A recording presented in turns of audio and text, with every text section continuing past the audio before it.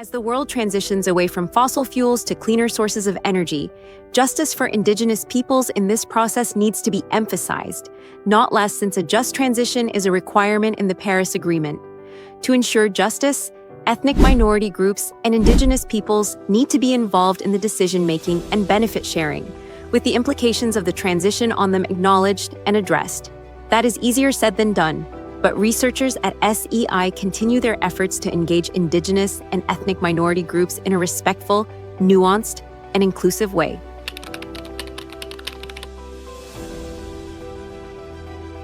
Working with colleagues from SEI Asia and Latin America, Albert Salamanca's experience working on community climate resilience in critical mineral supply chains has shown that Indigenous peoples in remote but minerally rich regions are not part of decision-making regarding the desired renewable energy transition to address the deepening climate crisis, yet suffer from the increasing demands of critical minerals essential for the transition to happen.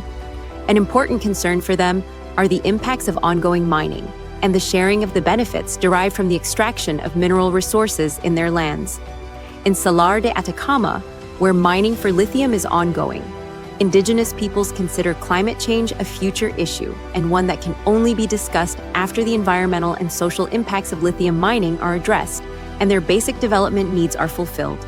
In Sumbawa, Indonesia, communities shared a desire for the copper mining company to do more for their welfare, as they know this is possible, but current mining company is not doing enough. This means that insisting on a green transition driven by climate change considerations will be interpreted as greenwashing.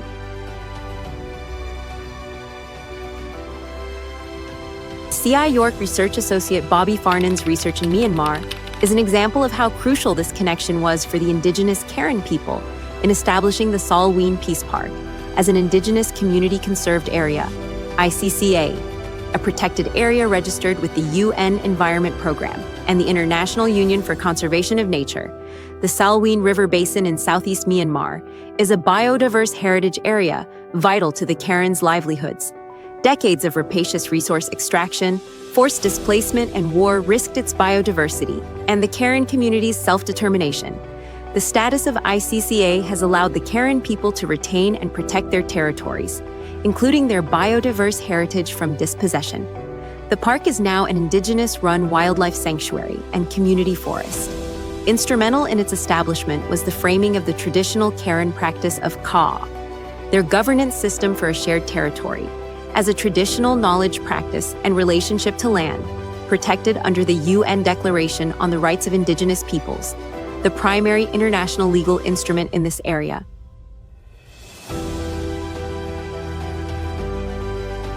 It is important not to forget that Indigenous peoples are different within themselves, with impacts of green transitions therefore differing.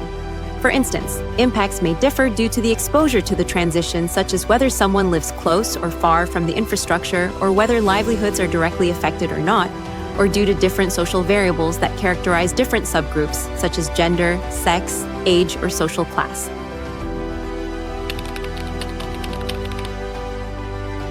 Vega Araujo's work shows how to meaningfully include Indigenous and marginalized communities in any planning and decision-making that would affect them at an early stage. La Guajira, a region where Indigenous Wayuu represent half of the population, was chosen by the government of Colombia to spearhead the energy transition in the country, based on its world-class wind resource. As clean energy developments started pouring in, the Wayuu are going through bilateral negotiations between private enterprises and local communities where power imbalance is apparent.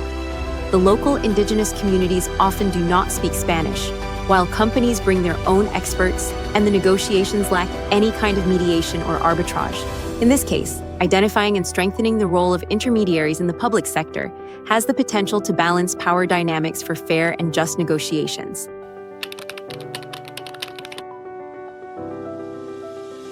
The Roma population in Bosnia and Herzegovina, an ethnic minority group, are socially excluded and tend to be more exposed and vulnerable to certain environmental issues and hazards because of discrimination.